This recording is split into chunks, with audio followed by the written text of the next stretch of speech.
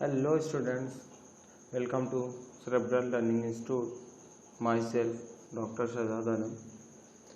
जैसा कि हमने पिछले लेक्चर में मापन को अच्छे से पढ़ा, ठीक है, और जितने भी बेसिक कॉन्सेप्ट थे जो कि हमारे फिजिक्स में लगते हैं, त्रुटि हो गया, वर्नियर कैलिपर्स हो गया, और यूनिट का चेंज हम लोग कैसे करते हैं, एसआई यूनिट क्या होता है, सीजीएस क्या होता है, इन सबको हमने अच्छे से पढ़ा।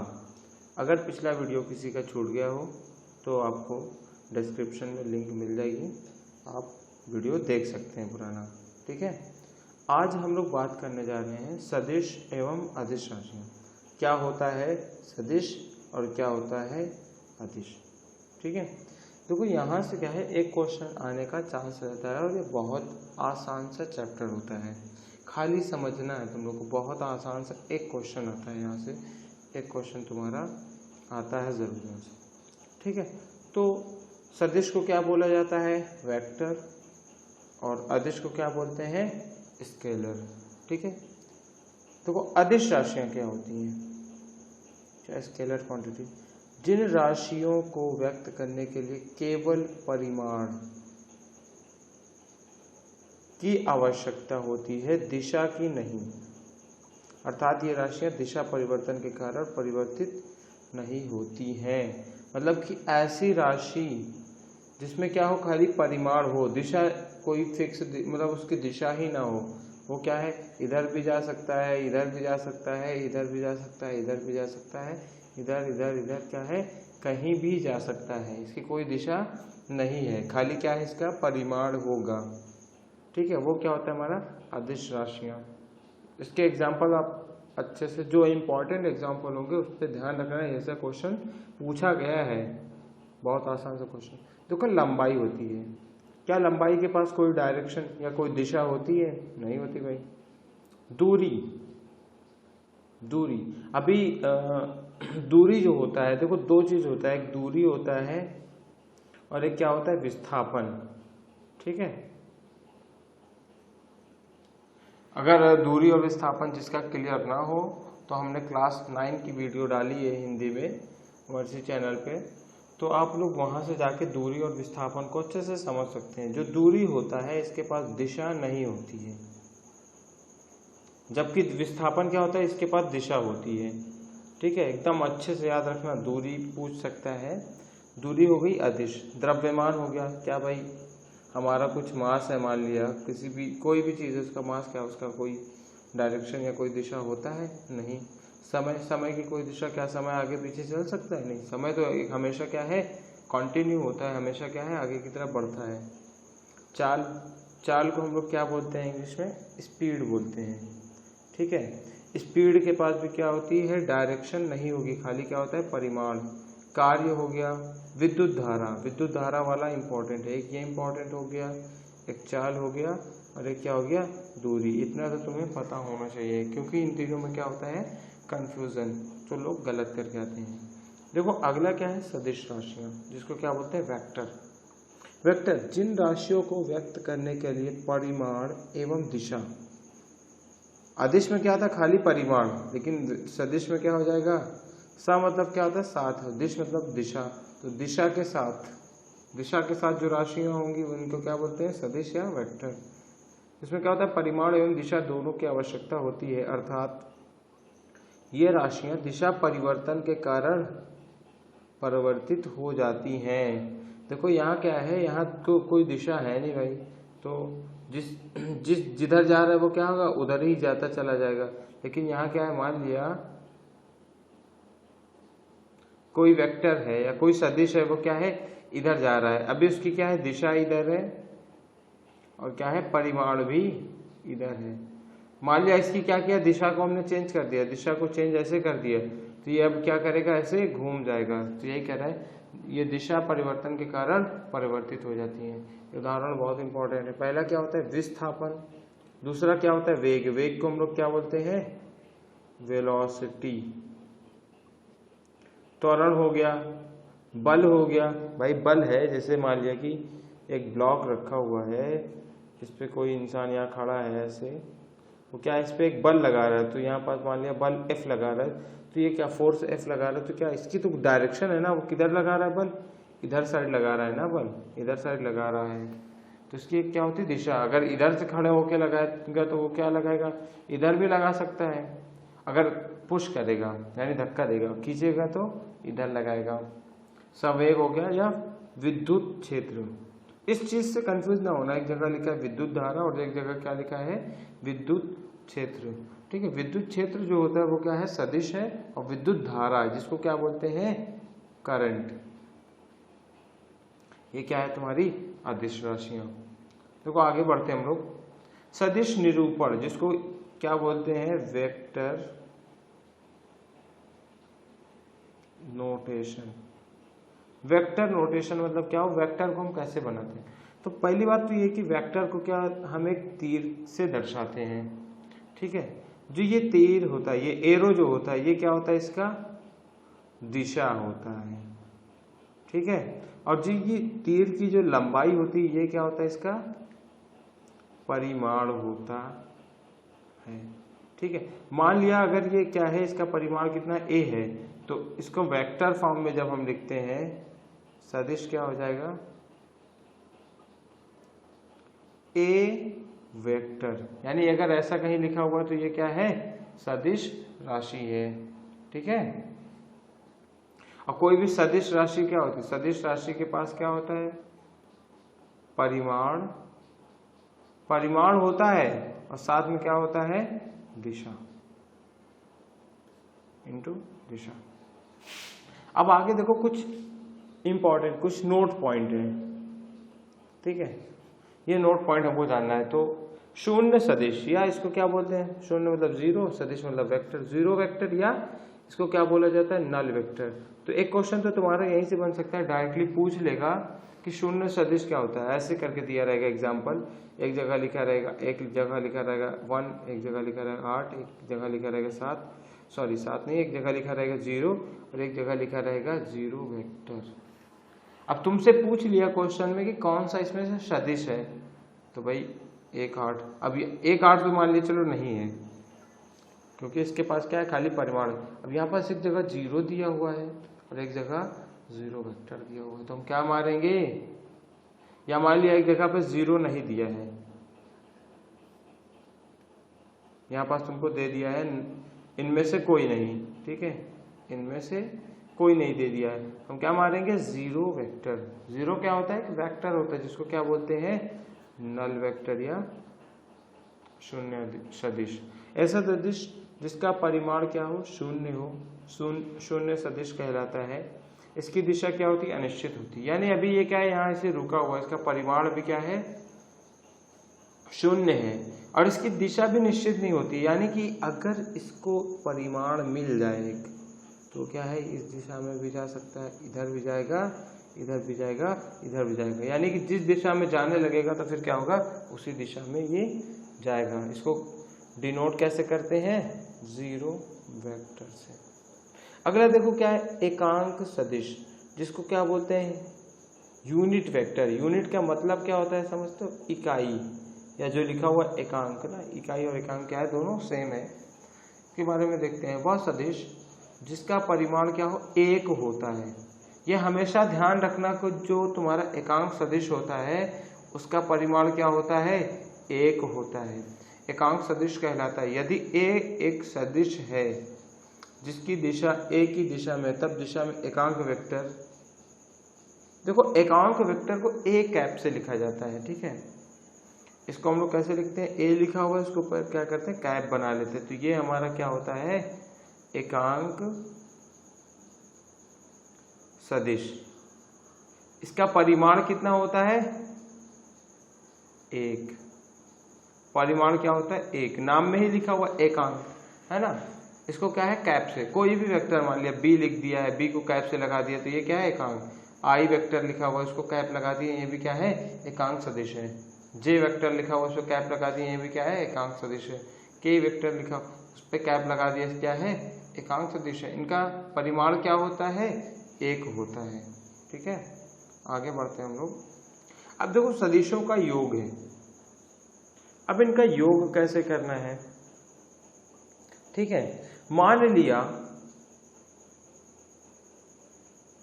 यदि दो सदिश, हमने क्या हुआ, दो सदिश उठा लिया, एक क्या उठाया, ए उठाया, और दूसरा क्या उठाया, बी उठाया, ठीक है। यदि दो सदिश ए कॉमा बी एक ही दिशा में है, एक ही दिशा में है, तो इनका जो परिमाण होगा, परिणाम यानी कि परिणाम को हम लोग डिनोट करते हैं आर से, ठीक है। परिणाम को हम लोग लिखते हैं आर से। आर का मतलब क्या होता है, रिजल्टेंट, जिसको बोलते हैं परिणाम। आर क्या हो जाएगा, ए प्लस बी के बराबर हो जाएगा, यानी कि दोनों क्या है, सेम दिशा में है। ए भी क्या है, इधर है, और बी भी क्या है, इधर है। अगर यही कह दे तुमसे, यदि दो सदिश ए कॉमा बी एक दूसरे के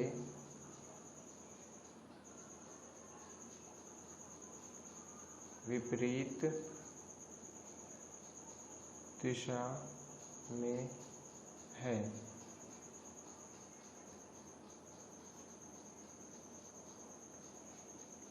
तब परिमाण क्या होगा, परिणाम क्या हो जाएगा, इसको लिख सकते हैं आर बराबर क्या हो जाएगा, ए डिफरेंस बी। इसका मतलब क्या होता है, अंतर, ठीक है। ये मतलब क्या हो, इसका मतलब ये क्या होता है, ज्यादा वाले में से कम वाले को घटाया जाएगा, ठीक है। अगर एक ही दिशा, सेम दिशा में है तो क्या होगा, जुड़ जाएगा।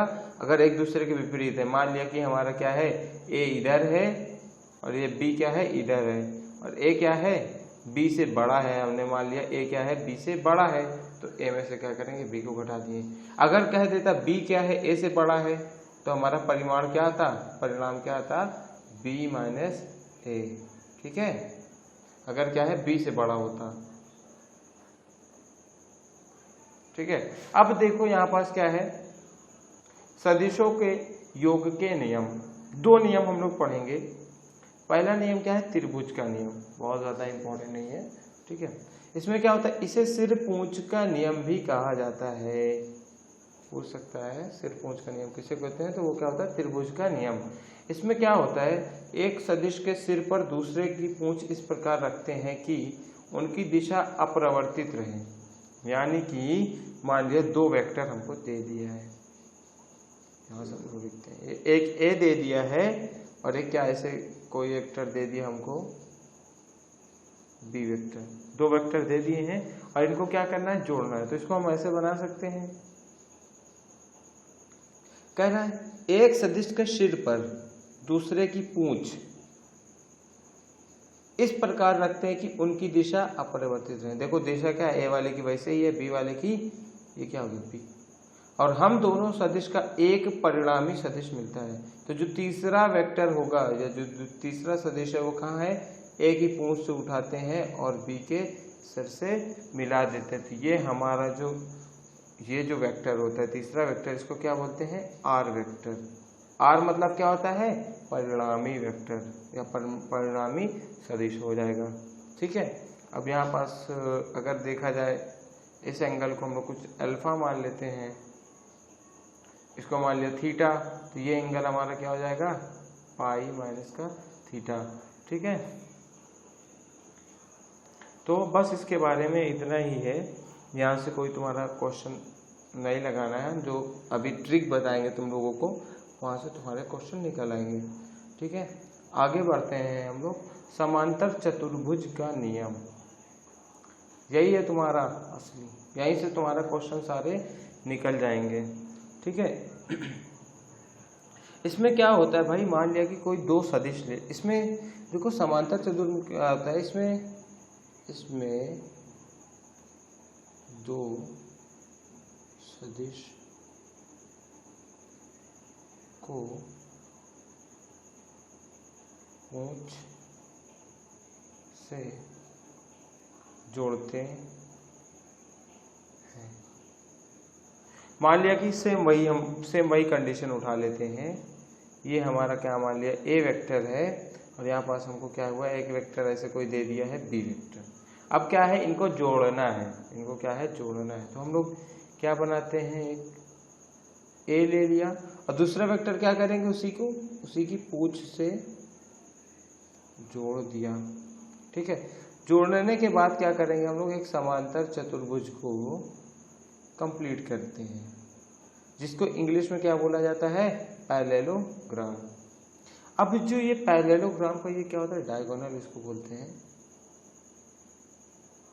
यही हमारा क्या बताता है, आर।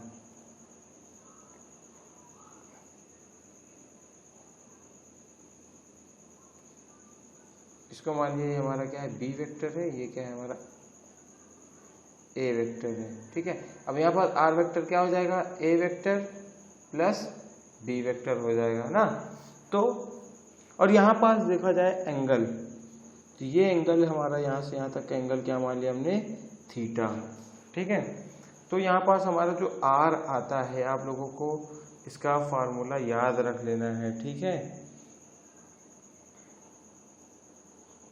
आर वेक्टर का परिमाण जो आता है वो क्या आएगा तुम्हारा,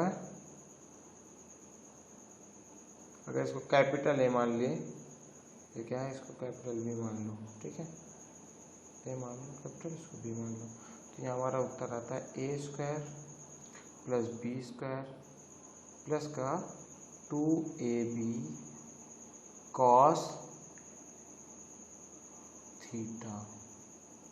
ठीक है, मतलब इसको एकदम डिब्बा में बंद करके एकदम अच्छे से इसको याद कर लो, एकदम दिमाग में बैठा लो इस चीज़ को।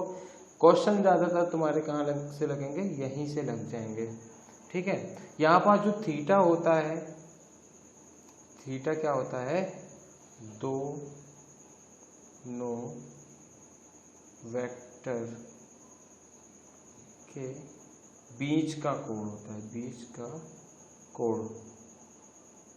यानी ये वाला वेक्टर क्या है, ये ए वेक्टर है और ये क्या है, बी वेक्टर। इन दोनों वेक्टर के बीच का जो कोण होता है उसको क्या बोलते हैं, थीटा ले लिया है।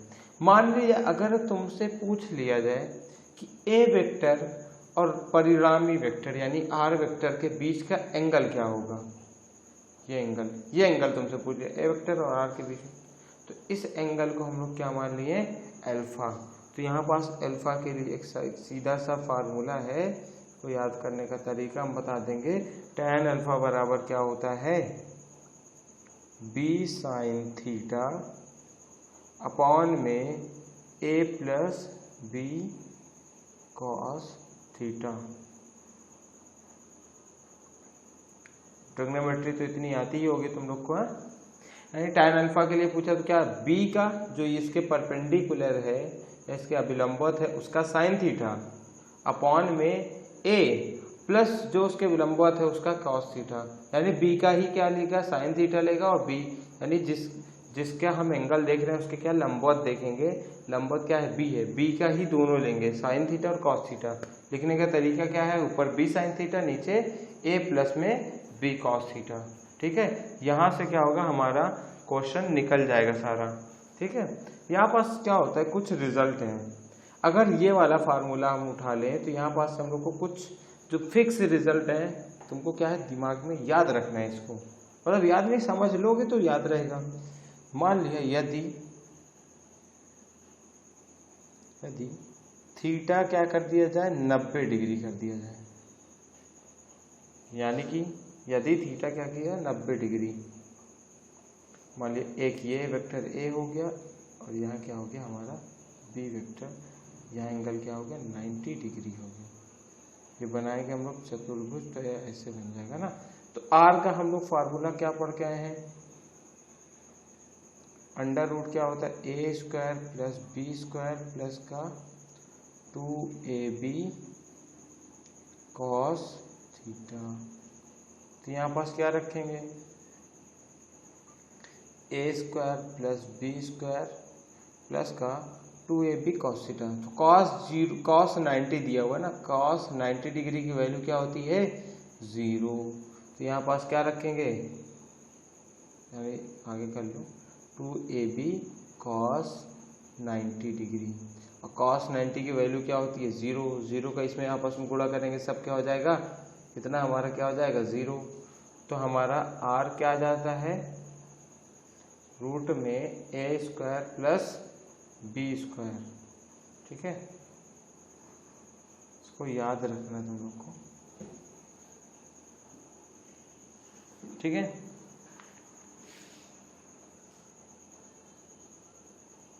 अब देखो आगे मान लिया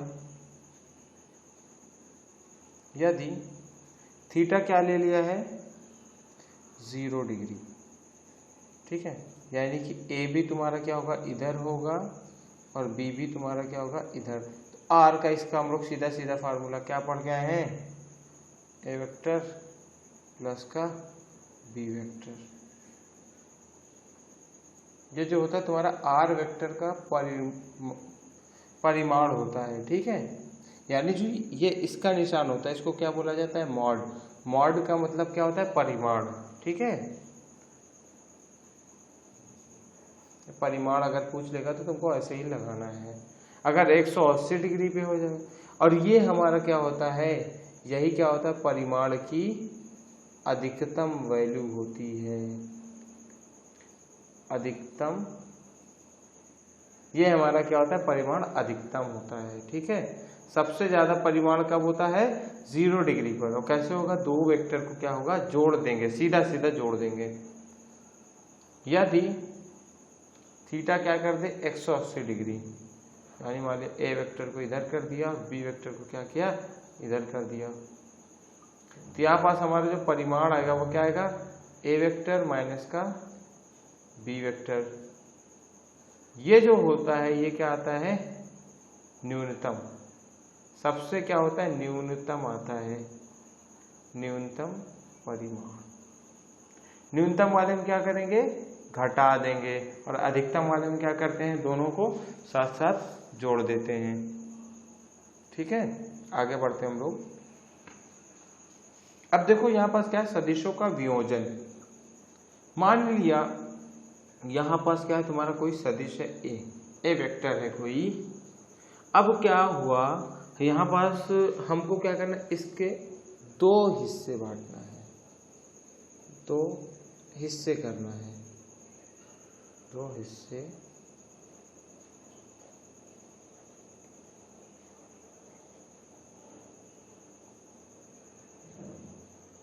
दो हिस्से करना है इसके। ठीक है, अब दो हिस्से करेंगे तो उसका कुछ पार्ट क्या होगा इधर आएगा एक्स डायरेक्शन में और कुछ हिस्सा क्या आएगा वाई डायरेक्शन में। तो यहाँ पास हम आपको एक तरीका बता देते हैं। मान लिया यहाँ पास क्या आएगा हमारा ए डैश आएगा और इधर का क्या मान लिया ए डबल डैश। तो अगर यहाँ से यहाँ तक की जो डिस्टेंस होगी वो ए डैश क्या होगी हमारी, ओ ए डैश क्या हो जाएगा हमारा ए का कॉस थीटा।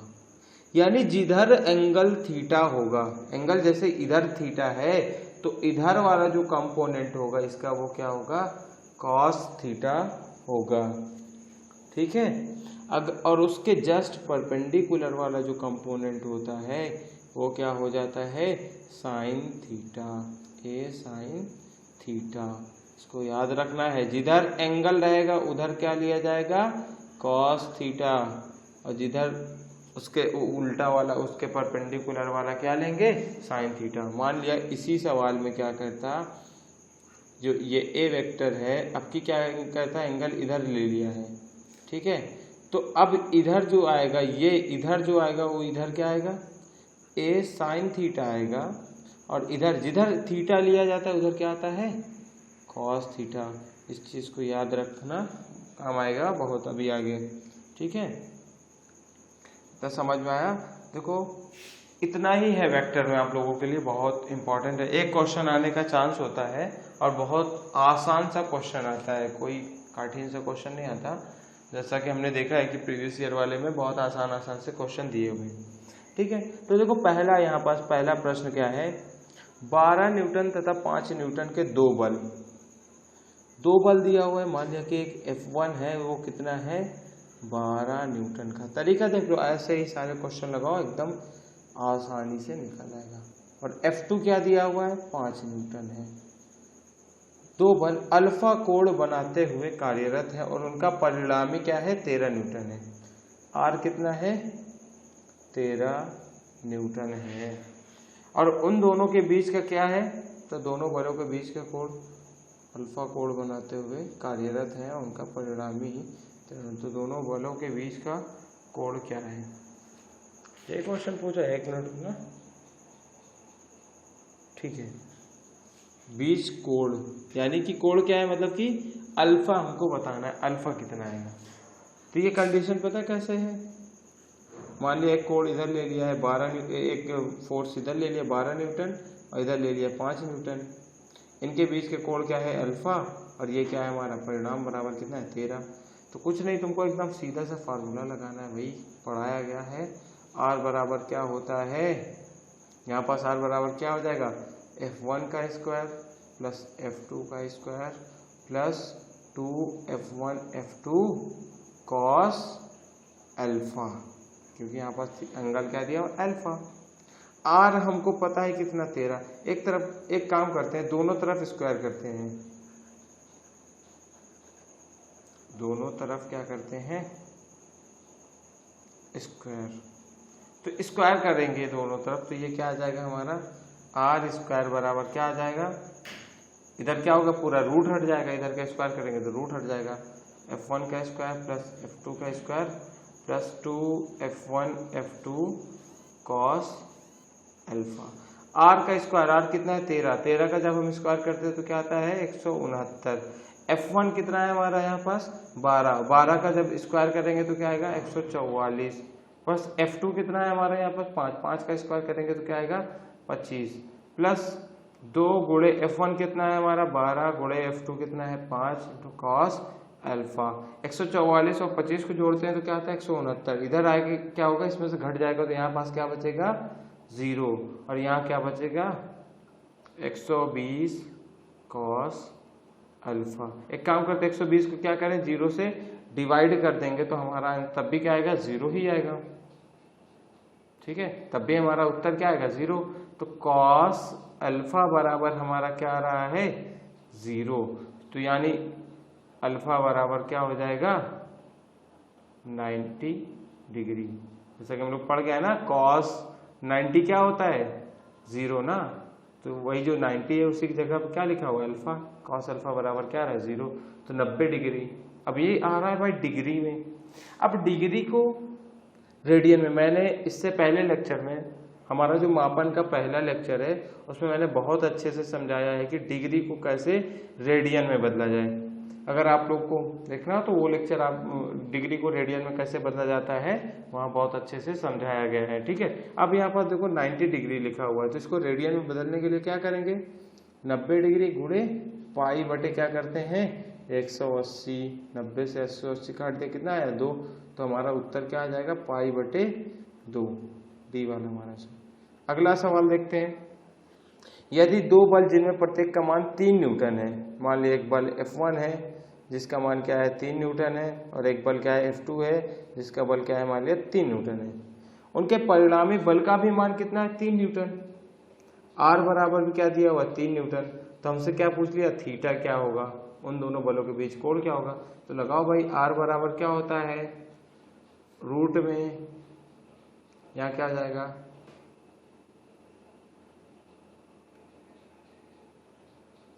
F1 का स्क्वायर F2 का स्क्वायर प्लस का 2F1 F2 cos थीटा।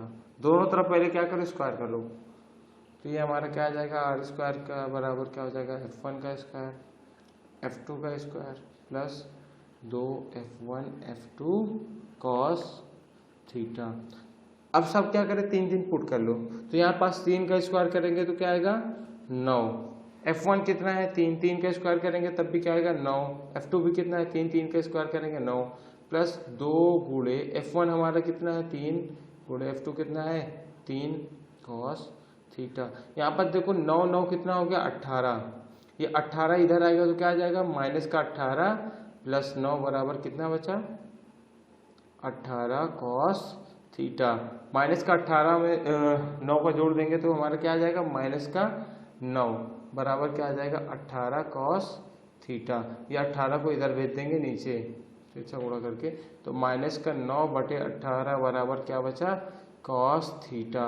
ये काटेंगे तो कितना आ जाएगा 2, तो कॉस थीटा बराबर क्या आ जाएगा, क्या आ गया -1/2, जो कि तुम्हारा क्या होता है 120 डिग्री के बराबर होता है। यानी एक चीज यहाँ से, ये तो हम लोग सवाल निकाल लिए हैं, ठीक है। और एक ट्रिक यहाँ से याद कर लो, समझ लो एक ट्रिक क्या है। अगर तुमसे कभी सवाल में कहे कि दो वेक्टर हैं, एक दोनों वेक्टर का क्या है परिमाण क्या है, सेम है, ये भी 5 न्यूटन का है, ये भी 5 न्यूटन का है, और दोनों क्या हो 120 डिग्री पर है, ये 5 न्यूटन ये 5 न्यूटन, दोनों क्या है 120 डिग्री पर है, तो इनका परिमाण कितना होगा। तो हमेशा याद करो कि परिमाण क्या होगा 5 न्यूटन के बराबर ही होगा। जब दो सेम वेक्टर क्या हो 120 डिग्री पर हो, तो इनका परिमाण भी क्या होता है वही आएगा, सेम। आगे बढ़ते हैं हम लोग। देखो अगला क्वेश्चन बहुत बढ़िया क्वेश्चन है, 2007 में पूछा गया था। दो यहाँ पास क्या दिए हुए, P तथा Q परिमाण वाले दो सदिशों के अधिकतम तथा न्यूनतम परिणामी का परिमाण कितना है 3:1, 3:1। तो इसमें से कौन सा संबंध सही हमको ये बताना है, ठीक है। तो अधिकतम व न्यूनतम, अधिकतम कब होगा, अधिकतम क्या होता है P + Q होगा अधिकतम में, और न्यूनतम में क्या होता है, अभी जैसे हम पीछे ही करके आए हैं कि जैसे कि हमने यहाँ भी किया ना, अधिकतम में क्या होता है दो वेक्टर जुड़ जाते हैं, न्यूनतम में क्या होता है घटाए जाते हैं, है ना। तो न्यूनतम में क्या हुआ घटा दिया है, और इनका जो रेशियो दिया है अधिकतम व न्यूनतम का अनुपात जो दिया वो कितना दिया 3:1। तो एक काम करते हैं, ऐसा लिख सकते हैं P + Q बटे P - Q बराबर क्या 3/1। इसका मतलब यही हुआ ना 3:1 मतलब 3/1। अब इसको तिर्यक गुणा कर लो भाई, तो तिर्यक गुणा करेंगे तो इसको हमारा क्या आएगा इधर P + Q बराबर क्या आ जाएगा 3P - 3Q, क्योंकि 3 का एक बार इससे होगा एक बार इससे गुणा होगा। एक काम करो 3P को क्या करो, ये -3Q जो है इसको उठा के इधर लाओ, तो ये क्या हो जाएगा, और ये वाले P को क्या है इधर उठा के लाओ, तो इधर हमारा क्या बचेगा Q + 3Q, माइनस का है इधर आएगा तो प्लस का हो जाएगा।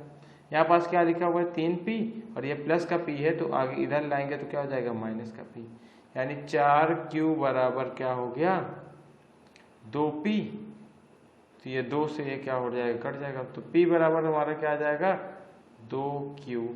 यही हमारा क्या होगा उत्तर। तो हमारा आंसर कौन सा है C सही है। आगे बढ़ते हैं हम लोग। देखो किसी वस्तु पर 4 न्यूटन व 3 न्यूटन के दो बल कार्य कर रहे हैं। मान लिया F1 बराबर क्या है 4 मान लिया, F2 बराबर क्या मान लो 3, और कितना कोण है उनके बीच में 90 डिग्री, थीटा बराबर 90 डिग्री। तो थीटा बराबर मैंने जब 90 डिग्री पे कंडीशन बताई थी परिमाण की, R बराबर क्या हो जाता था तुम्हारा a² रूट में a² प्लस b²। बस वही चीज़ यहाँ करना है। यहाँ मान लिया a हमारा क्या है F1 है और b क्या है हमारा F2 है, तो a 4 का स्क्वायर करेंगे तो क्या आ जाएगा 16, b का स्क्वायर करेंगे तो क्या आ जाएगा 9, तो रूट में क्या आ गया 25। जब हम इसका स्क्वायर रूट करते हैं तो हमारा उत्तर क्या आ जाता है 5। तो हमारा आंसर कौन सा सही हो जाएगा ये वाला। देखो ये चीज़ जो 3 बताया ना ऐसे याद कर लो यार, बहुत चुटकियों में बहुत जल्दी जल्दी क्वेश्चन सॉल्व होंगे तुम्हारे, ठीक है।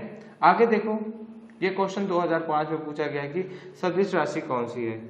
क्या दूरी है नहीं, क्या चाल है नहीं, वेग, हाँ वेग मैंने देखो ध्यान रखो वेग के पास, वेग को क्या बोलते हैं वेलोसिटी, वेलोसिटी के पास क्या होता है दिशा होता है, ठीक है। तो हमारा आंसर कौन सा हो जाएगा सी। देखो अगला क्या है, दो समान वेक्टर्स का परिणाम 0 है तो उनके बीच का कोण क्या होगा। यानी दो समान वेक्टर लिया हुआ है, मान लिया कि 5 वेक्टर, एक ये ले लिया, एक वेक्टर ये हो गया हमारा पहला, और दूसरा वेक्टर भी मान लिया कि ए वेक्टर मान लो, दूसरा वेक्टर भी हमारा क्या है ए वेक्टर है। अब उनके बीच का कोण क्या होगा जब उनका परिणाम क्या हो 0 हो। तो परिणाम जो 0 है एक ही कंडीशन में हो सकता है, क्या करें दोनों को उल्टा उल्टा क्या करो जोड़ दो, तो यहाँ पर देखा जाए तो इनके बीच में क्या हो गया, दिशा 180 कोण हो गया, इनका जो कोण है 180 का हो गया। अब परिणाम क्या हो जाएगा इनका, r बराबर क्या हो जाएगा, a वेक्टर माइनस का a वेक्टर। अब a में से a को घटाएंगे तो हमारा उत्तर क्या आता है, 0। तो दिशा क्या हो जाएगी, 180। अगर मान लिया 180 और यहाँ पास मान लिया अगर 0 कर देते तो 0 में क्या होता है, दोनों जुड़ जाता है, तो हमारा उत्तर क्या आ जाता है, 2a आ जाता है। 45 पे कुछ अलग आता है, 90 पे कुछ अलग आता है, तो यहाँ पास एक ऑप्शन है 180 वाला। आगे देखो दिया हुआ, दो सदिशों परिणामी अधिकतम होगा जब उनके बीच कोण हो। दो सदिशों का परिणाम, ये परिणाम लिख लो इसको, परिणाम अधिकतम कब होगा, जब उनके बीच कोण, अभी पीछे ही पड़ गया, यदि थीटा क्या हो 0 डिग्री तो परिणाम क्या होता है हमारा, अधिकतम होता है। अगर थीटा क्या कर ले 90 डिग्री रख ले तो हमारा क्या आता था, न्यूनतम। तो किसी परिणाम को अधिकतम होने के लिए उनके बीच का कोण क्या होना चाहिए, 0 डिग्री। ठीक है स्टूडेंट्स, तो फिर आज यहीं तक था और हमारा ये क्या हुआ, वेक्टर एक अच्छा सा टॉपिक क्या हुआ हमने खत्म किया। अब इतने देखो, इतने कॉन्सेप्ट्स क्या है, जितने भी तुम्हारे क्वेश्चंस हैं, जितने भी कुछ किसी भी बुक में हो उन सबको लगाना है। और अगर वीडियो पसंद आया हो तो वीडियो को लाइक करें और हमारे चैनल को सब्सक्राइब करें और अपने दोस्तों में इस वीडियो को शेयर करें। धन्यवाद।